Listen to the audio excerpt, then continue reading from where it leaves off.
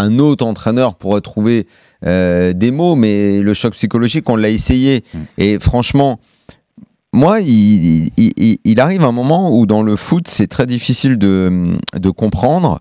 Et c'est justement plus du foot. C'est de la psychologie.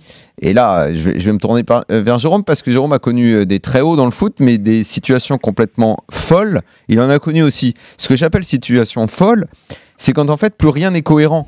Parce que moi, je me fous de savoir comment Monaco a joué ce soir et la tactique, même si ça peut avoir une importance. Mais quand sur le terrain, face à une équipe de Ligue 2, t'as quand même la moitié de l'équipe qu'on va qualifier de bons joueurs. Quand même, tu vois, quand t'as Rony Lopez, Falcao, il y a Glick, il y a Subasic, tu vois, gardien des finalistes de la Coupe du Monde, tu vois, voilà.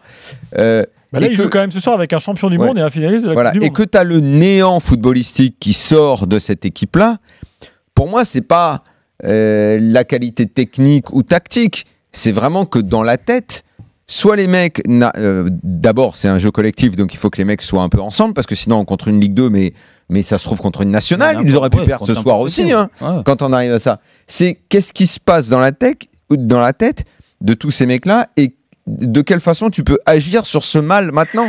Parce que pour moi, c'est même plus un mal qui est de l'ordre du foot, quasiment. En fait, quoi.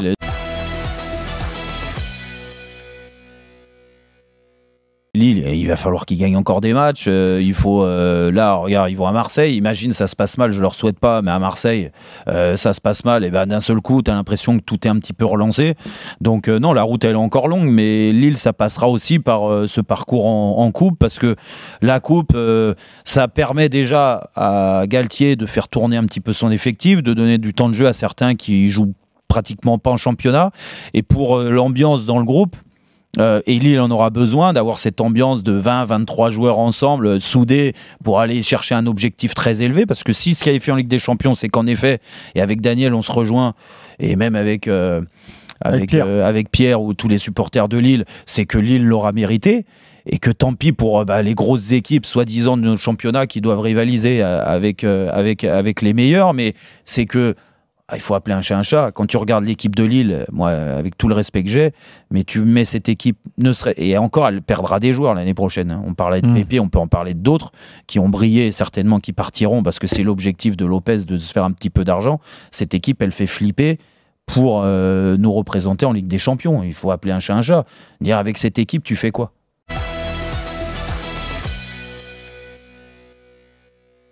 Moi, j'aime beaucoup ce joueur, évidemment. C'est difficile de ne pas l'aimer. Il est technique et tout. Le seul truc par rapport à lui, je répète, bon joueur, un mec intelligent, sympa et tout, il n'était pas tout le temps régulier quand il était à Saint-Etienne. Il s'est barré. Ça n'a pas marché. Bon, c'est vrai qu'il avait choisi un club un peu bizarre. Il était parti, ça a arrangé tout le monde qu'il aille là-bas. Il revient, il va à Toulouse. Alors, soit c'est possible, c'est un joueur qui peut jouer dans une petite équipe.